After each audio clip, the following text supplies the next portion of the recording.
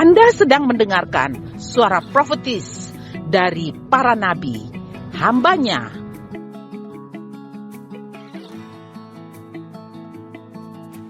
Dengarkanlah dan lakukanlah perintah Tuhan melalui para nabi, maka engkau akan berhasil. Selamat mendengarkan. Saya ingin menyampaikan there's three things that we can do. First, asking for His wisdom to discern things before us.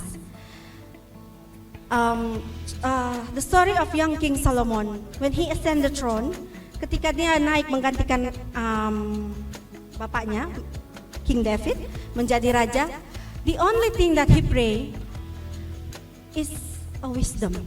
Ya, ketika dia berdoa, dia cuma minta satu hal kepada Tuhan. Tuhan, berikan dia hikmat, ya. Ini ayatnya di First King 3 verses 7 to 9. Now, O Lord my God, you have made me the king instead of my father David, but I am like a little child who doesn't know his way around. Ya, dia mengaku he's still a child. Ya, dia menjadi raja menggantikan ayahnya, tapi dia tahu bahwa dia masih anak, masih muda. Dia belum tahu bagaimana jalannya mau memerintah rakyat ini. And here I am in the midst of your own chosen people, bangsa Israel, bangsa yang dipilih Tuhan. Dia bilang, a nation so great and numerous they cannot be counted. Ya, dia bilang, ini rakyat banyak sekali dan saya masih muda ini. Bagaimana saya bisa memerintah mereka? Itu yang jadi masalah dari Raja Solomon, King Solomon, the young king. And then dia cuma berdoa, dia bilang, please Lord, give me an understanding heart. Ya, berikan saya hati yang bisa menimbang berbagai perkara. Ya, berikan saya hikmat. Ya, dalam bacaan yang lainnya, ya, an understanding heart. Ya, so that I can govern your people well and know the difference between right and wrong. Ya, dia cuma minta satu, give me an understanding heart, give me wisdom, berikan saya pengertian dalam hidup kita yang masih muda ini. Ya, seperti saya juga masih 17-an plus ya, atau mungkin ada yang belum 17 juga, ya, masih muda air-air orang Kupang bilang, ya, entah air itu muda apa enggak, ya. Jadi masih muda ini, maybe we just like King Solomon, ya, masih muda, tapi datang masalah dalam hidup kita. Pray, just like the young king. Pray, ask for an understanding heart. Ya, berdoa minta hikmat dari Tuhan. Ya, hikmat buat apa? So I can difference between right and wrong. Jadi kita bisa tahu mana jalan yang terbaik, yang dari Tuhan, dan mana yang bukan. Mana cara penyelesaian masalah yang paling baik menurut Tuhan dan mana yang bukan, ya. That's the first one, asking for wisdom. Pray for an understanding heart happen to your life. Berdoa supaya memiliki hikmat yang dari Tuhan sehingga kita bisa mengerti mana jalannya Tuhan yang diberikan untuk kita. The second one is do not haste to make decision, ya. Atau bahasa gaulnya, ya, jangan makararapak, ya, ketika membuat keputusan, ya. Jangan cepat-cepat, jangan buru-buru. Ini segenting, ya. Apa ya bahasa gaulnya, ya. Pokoknya itu, ya. Jadi jangan cepat-cepat membuat keputusan. Do not haste to make decision, ya. We learn from two people in the Bible that making a haste decision sehingga they choose poorly, ya. Mereka memutuskan poorly, ya, jadi sangat buruk keputusan yang mereka ambil. Yang pertama, the person named Lot. Semua di sini mungkin sudah lulus dari sekolah minggu, kan? Sudah tahu siapa Lot. Who is Lot? Lot. Is a nephew from Abraham, ya. Jadi keponakannya Abraham. Ketika Lot dan Abraham mau berpisah, because they have many flocks, they have kekayaan mereka begitu banyaknya sehingga gembalanya Lot dan gembala Abraham saling berkelahi. Akhirnya mereka bilang, saatnya ketong pisah suwe. Lu mau pi mana? Nah beta pi seberang. Begitu kata Abraham, ya. And then in Genesis 13 verses 11 to 13, Lot chose for himself the whole Jordan Valley. Karena dia lihat dengan pandangan dia, lembah Jordan itu begitu hijau. Dia bilang, pasti cocok buat beta pun ternak. Ya? And he chose the valley of Jordan. to the east of them. He went there with his flocks and servants and parted company with his uncle Abram. So Abram settled in the land of Canaan, and Lot moved his tent to a place near Sodom and settled among the city of the plain. Ya. Jadi Lot berpisah, he said goodbye to his uncle, and then he moved his place near Sodom. Ya. Jadi keputusannya Lot, dia memindahkan tempatnya di dekat Sodom. And then we continue read the settle among the cities of the plain, but the people of this area were extremely wicked and constantly sin against the Lord. Ya. Dia tahu the city of Sodom itu orangnya wicked, itu orang yang jahat. Ya, wicked itu berarti dalam hatinya pun sudah jahat, jahat to the core ya, sampai intinya pun jahat ya istilahnya ya. And sin against the Lord ya. Itu keputusan yang dibuat oleh Lot. Dia melihat dengan matanya. Dia lihat masalah yang datang dan dia buat keputusan hanya dengan matanya, dengan understandingnya. Ya. Dia lihat, oh kayaknya yang ini hijau, yang sana tidak, yang daerah Kanaan yang dipilih, yang akhirnya Abraham pergi ya. Dan dia bilang, oh yang ini kayaknya lebih bagus. He make his own decision based on his understanding. Ya. Dia tidak melihat, dia tidak berdoa, tidak ada di Alkitab bilang oh Lot berdoa. Bahkan supposed to be Lot say to Abram, oh kan orang tua ya, harusnya Abraham yang memilih duluan. Ya, no, he chose fully. He chose the valley of Jordan karena dia lihat hanya berdasarkan pengertiannya sendiri ya. Dia cepat membuat keputusan tapi keputusan berdasarkan pengertiannya sendiri. And he chose to live among the wicked people ya. Dan kita tahu akhir ceritanya dan dua anak perempuannya ketika Allah memusnahkan Sodom dan Gomora ya. And the next one is a famous one ya. Seorang anak kembar ya, Esau dan Yakub. Rasanya semua sudah tahu cerita ya. Esau dan Yakub, yang paling tua Esau dan yang bungsu adalah Yakub. And then one day Esau ini pulang dari berburu, but he don't get anything. Dari huntingnya dia don't get anything ya. Jadi mungkin dia sudah berhari-hari di padang, pulang berburu, kecapean dia, lapar, ya. Karena tidak ada hasil buruannya dia lapar. Dan barangkali memang sudah triknya Jacob. Dia memasak di depan tendanya. Itu tujuannya apa coba ya? Selain dari memancing seseorang datangnya. Lalu dia memasak kacang merah di depan tendanya. Lalu Esau lagi lapar, berhari-hari di padang gurun pulang dan dia lihat akhirnya dia minta sepiring kacang merah itu ya. And then mereka barter. Yakub bilang kamu tidak bisa dapat percuma, gratis ya. Tapi harus ditukar dengan hak kesulungan. You can see from the Hebrew 12 verses 16b to 17. And be careful that no one is like Esau and never thinks about God. As the oldest son, Esau will have inherited everything from his father ya. Jadi as a firstborn, berkat anak sulung itu berkat yang sangat banyak. Kalau kalian mau lihat lebih lanjut ya, berkat yang selalu diberikan kepada anak sulung itu berkat yang banyak ya. And then Yakub know this firstborn blessing ya. Makanya dia tanya kepada Esau, kamu mau tidak ditukarkan dengan ini, sepiring kacang merah ya? Kepada orang yang lagi lapar. Esau pada saat itu, Esau don't think twice. Dia tidak pikir dua kali, beta lapar. Apa artinya ini hak kesulungan dibanding besok sebentar beta mati karena kelaparan ya. Jadi dia berpikir, baik, ini cara yang paling cepat, the shortcut to finish or to solve my problem ya. Makan sepiring kacang merah, tukarlah dengan berkat. And then the verses continue say that, but he sold all that for a single meal. Berkat the firstborn blessing dia tukar hanya dengan sepiring kacang merah. You remember that after Esau did is he wanted to get his father blessing. Waktu itu ketika Bapak Ishak memberkati dua anaknya ini, dia sudah memberkati Yakub duluan dengan firstborn blessing. Yang karena Yakub sudah mendapatkannya dari dia menukar dengan sepiring kacang merah. Kemudian Esau berlari mencari bapaknya dan dia bilang, "Bapak, berkati beta juga." Bapaknya bilang, "Sudah habis itu semua berkat saya sudah berikan kepada saudaramu ya." Jadi he wanted to get his father blessing. He wanted that blessing so much that he cried. Jadi dia menangis dan menyadari pada waktu itu dia sudah menukar hak kesulungannya. Berkat firstborn blessing itu hanya dengan single meal ya. Waktu itu dia tidak berpikir panjang. Dia pikir ini cara yang paling cepat. This is the shortest way to solve my problem ya. Masalah ada di depan dia, saya lapar. Masalah ada di depan kita dan kita pikir ini sudah cara yang paling cepat dan paling baik barangkali untuk menyelesaikan masalah kita. Dan he cried to get that blessing, tetapi tidak dapat ya.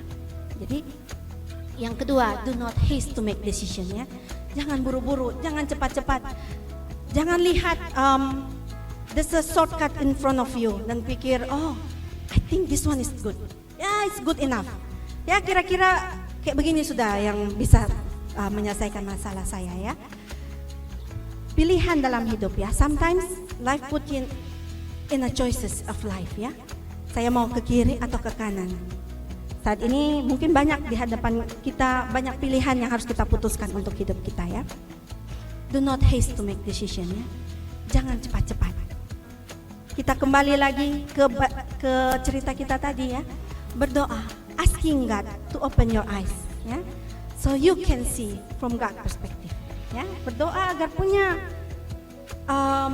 perspektif Allah untuk melihat bagaimana cara menyelesaikan masalah saya ya. Jadi seperti Lot and Esau, they chose poorly. Mereka memutuskan dengan cepat dan memutuskan dengan buruk ya. Dan akhirnya mereka mendapatkan consequences from the choice ya. Mereka pikir waktu itu masalah sudah terselesaikan, tidak. Ada konsekuensinya. Ketika kita memutuskan sesuatu yang buruk, ingat ada konsekuensinya yang harus kita tanggung ya. But remember, God is forgive. Dia memaafkan ya. Dia pasti akan membawa kita kembali. Mungkin kita sudah salah jalan, salah memutuskan. But remember, God is faithfulness to you ya. Dia sudah sekali memberikan dirinya di kayu salib untuk kita. Maka dia mau ketika kita datang kembali dan minta ampun dan bilang, oh maybe I chose poorly before ya. Saya sudah salah membuat keputusan sebelumnya. Saat ini saya mau buat keputusan yang baru, sesuai dengan apa yang Tuhan inginkan. And the last one is the third one is dari bacaan kita Roma 12 ayat 12 ya. Janganlah kamu menjadi serupa dengan dunia ini, tetapi berubahlah oleh pembaharuan budimu. Kalau dalam bahasa Ibrani-nya itu metanoia, artinya perubahan. Sama seperti kalau kita belajar biologi, butterfly, metamorphosis of butterfly ya. Jadi dia dari yang kepompong, persahabatan bagi kepompong itu, kepompong, kupu-kupu ya. Dari kepompong menjadi kecil, lalu akhirnya dia menjadi butterfly yang indah ya. Seperti itulah harusnya terjadi metanoia, perubahan cara the way of our thinking ya. Berubahlah oleh pembaharuan budimu ya. Mungkin selama ini kita berpikirnya yang our own understanding. Makanya kita harus berubah cara berpikir kita. Berubahnya menjadi God understanding ya.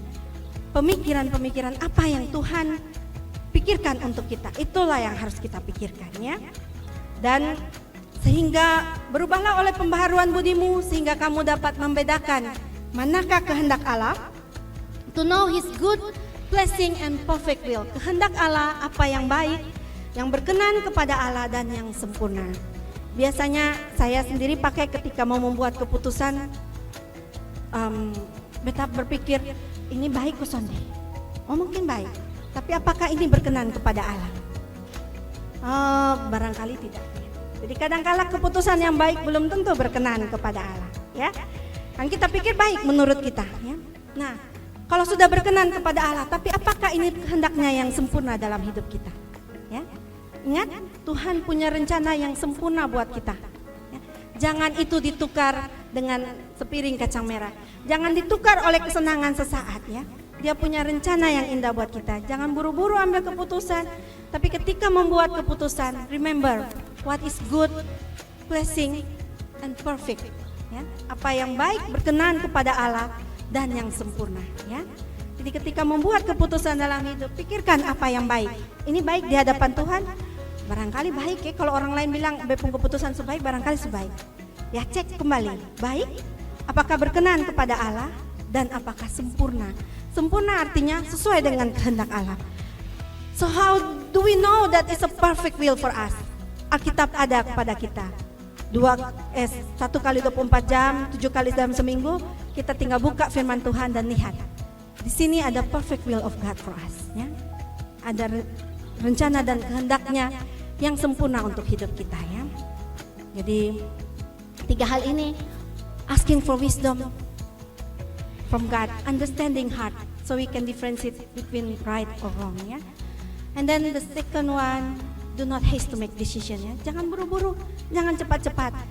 Tetapi when you make decision, see whether it's good, it's a pleasing one, and it's a perfect will for you, ya. Jadi jangan tukar rencana Allah yang sangat baik buatmu menjadi rencana yang baik-baik saja, ya. Karena ingat, tidak ada second plan-nya Allah buat kita, tidak. Dia punya buat kita cuma satu, a perfect plan, ya. Rencana yang sempurna, tapi kadangkala keputusan kita menghalangi rencana yang sempurna itu datang dalam hidup kita, ya. Jadi kali ini di masa muda kita ini, mari taruh percaya kepada Tuhan. Dan ayat yang terakhir, let me remind this verse again. Trust the Lord completely and do not depend on your own knowledge. With every step you take, think about what He wants and He will help you go the right way, ya. Taruh kepercayaanmu kepada Tuhan. Pikirkan apa yang Dia pikirkan untukmu. Lakukan apa yang Dia inginkan dalam hidupmu. Buatlah keputusan berdasarkan kehendak-Nya yang terbaik untuk hidupmu, ya. Maka He will help you go the right way, ya. Tuhan akan luruskan jalanmu, kalau bahasa Indonesia saya bilang, ya. Maka Ia akan meluruskan jalanmu, ya. Jadi kalau saat ini ada masalah, taruh di kaki Tuhan. Percayakan kepadanya. Taruh kepercayaan kita kepada Tuhan. Percaya seperti Dia menolong Elisa and Gehazi. He sent His army and He will send Himself to you, ya. Dia sudah kirimkan dirinya untuk kita. Dia sudah hadir dalam hidup kita. Percaya saja Dia akan melakukannya buat kita sesuai dengan rencananya yang terbaik, ya.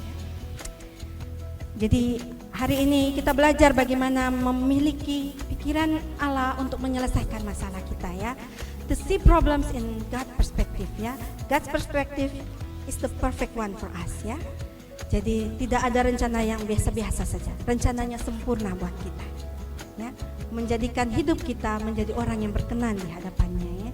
Menjadi orang yang sempurna di hadapannya, ya. Nah, mari saya jemput kita semua bangkit berdiri. We want to pray. Praise and worship team, please come forward. We pray that we have our own. We do not lean on our own understanding. We pray that we want to put our trust in the Lord, ya. Taruh kepercayaan kita. Put your trust in Jesus. Banyak masalah, there's a lot of problems come in our life. Maybe we're facing difficulties, but believe that God will solve that for you. Pray that you have God's eyes and you can see the salvation that come from Him. Kita lagu tadi? Lagu yang mana, ya? When the ocean rise. Nada apa?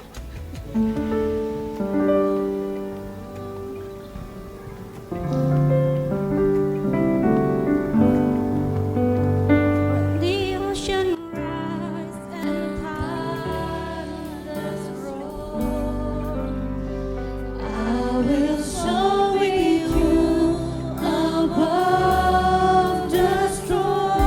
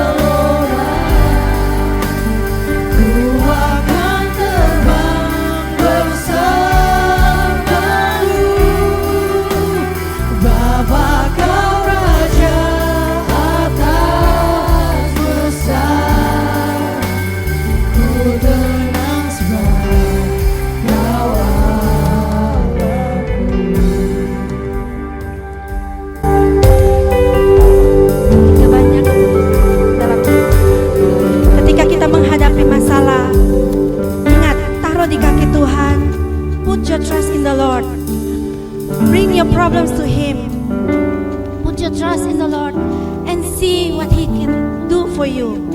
Percaya Tuhan mampu melakukan hal-hal yang luar biasa dalam hidup kita. Yang penting kita mau menaruh pengharapan kita, menaruh kepercayaan kita hanya kepada Tuhan. Thank you Lord Jesus. Terima kasih Tuhan, kami boleh belajar hari ini untuk dalam masa muda kami, in our young life, we want to put our trust in you. We want to believe you that you can do a miraculous thing for us. That Tuhan bisa menjawab setiap doa kami. Dan kami percaya Tuhan, dalam masa muda kami ini, kami mau hidup hanya bagimu. Kami mau menaruh seluruh kepercayaan kami hanya kepadamu. Dan kami mau Engkau memakai hidup kami menjadi alatmu yang sempurna di tanganmu ya Bapa. Kami menyerahkan anak-anak muda ini ke dalam tanganmu ya Tuhan. Biarlah hidup mereka boleh pakai seturut mau dan kehendak-Mu Tuhan. Biarlah rencana-Mu yang terbaik, the perfect plan for them, it's happening in their life, terjadi dalam hidup mereka. Dan mereka boleh menjadi anak-anak-Mu yang berkenan kepadamu. Mereka boleh menjadi pribadi-pribadi yang luar biasa di hadapan-Mu Tuhan. Pakai hidup mereka menjadi alat-Mu Tuhan. Pakai hidup kami Tuhan. Please use us God to bring the glory to your name. Pakai hidup kami untuk menjadi alat kerajaan-Mu yang sempurna Tuhan. Terima kasih Tuhan. Ampuni kami jika selama ini kami kadangkala lean on our own understanding. Kami hanya memikirkan apa yang terbaik buat kami. Kami menyelesaikan masalah dengan kemampuan kami. Kami tidak pernah mengandalkan Engkau Tuhan. Tapi hari ini Tuhan, kami mau Tuhan mengandalkan Engkau. Kami mau menaruh seluruh kepercayaan kami hanya kepadamu Tuhan. Sehingga dalam hidup kami, langkah kami selanjutnya Tuhan, kami percaya Engkau ada di depan kami. Dan Engkau meluruskan jalan bagi kami ya Tuhan. Ajar kami berjalan dalam rencana-Mu, so we can live according to your will to us. A perfect one, a perfect plan happening to our life. In your mighty name we pray.